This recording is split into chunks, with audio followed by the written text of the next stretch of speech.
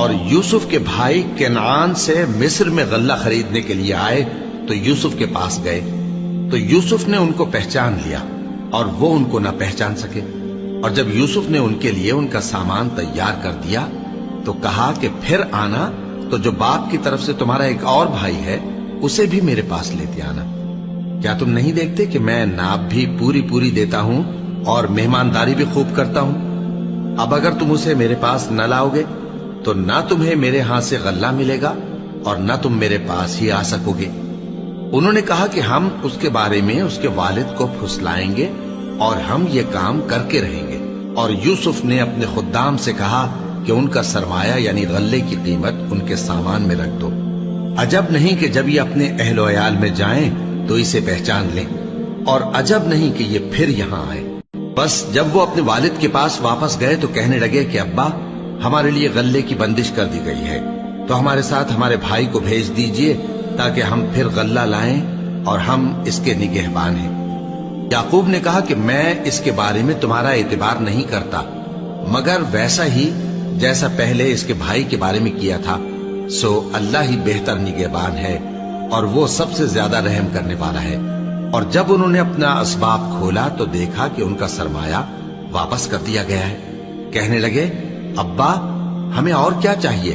دیکھیے یہ ہماری پونجی بھی ہمیں واپس کر دی گئی ہے، اور ہم اپنے اہل و عیال کے لیے پھر غلہ لائیں گے اور اپنے بھائی کی نگہبانی کریں گے، اور ایک بار شتر زیادہ لائیں گے کہ یہ غلہ جو ہم لائے ہیں تھوڑا ہے۔ یعقوب نے کہا کہ جب تک تم اللہ کا عہد نہ دو کہ اس کو میرے پاس صحیح و سالم لے آؤ گے، میں اسے ہرگز تمہارے ساتھ نہیں بھیجنے کا، مگر یہ کہ تم گھیر لیے جاؤ یعنی بے بس ہو جاؤ تو مجبوری ہے۔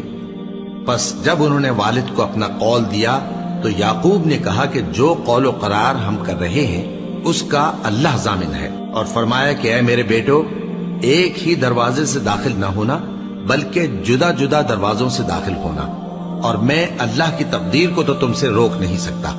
بے شک حکم اللہ ہی کا ہے، میں اسی پر بھروسہ رکھتا ہوں، اور اہل توکل کو اسی پر بھروسہ رکھنا چاہیے۔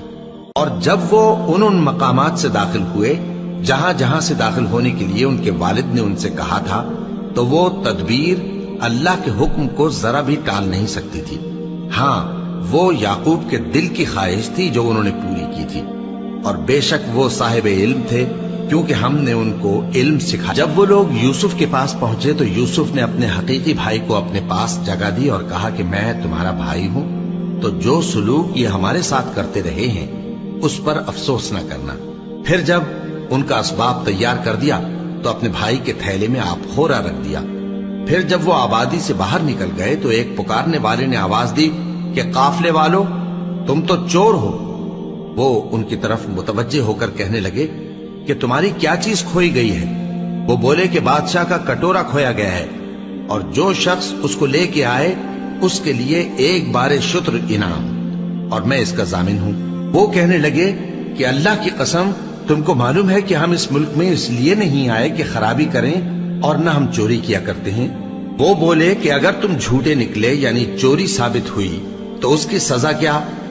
انہوں نے کہا کہ اس کی سزا یہ کہ جس کے تھیلے میں وہ دستیاب ہو وہی اس کا بدل قرار دیا۔ پھر یوسف نے اپنے بھائی کے تھیلے سے پہلے ان کے تھیلوں کو دیکھنا شروع کیا، پھر اپنے بھائی کے تھیلے میں سے اس کو نکال لیا۔